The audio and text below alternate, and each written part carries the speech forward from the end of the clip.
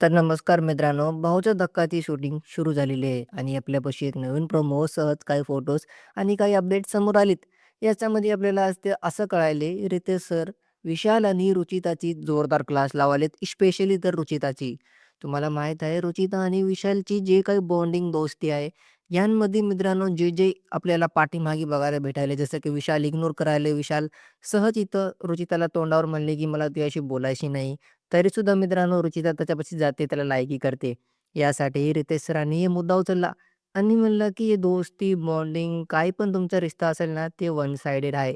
विशालच्या मनात असं काही भावना दिसणार तुझ्यासाठी रुचिता, तू प्लीज अलर्ट राह.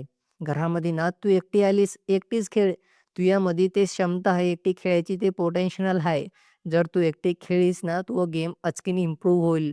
तुला असं वाटायलंय की घरामध्ये फक्त विशालच आहे जे तुला कळेल.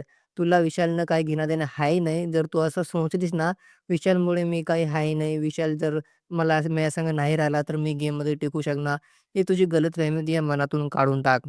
घरामध्ये मित्रांनो एक बरी ॲडवाईस द्यायलेत आणि त्यांची क्लास पण लावालेत. कारण की हे योग्य आहे.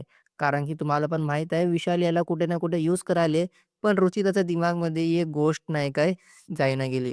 तर तुमचं काय म्हणणं आहे? काय हे रितेश सरांनी सही म्हणले या गलत कमेंटमध्ये सांगा.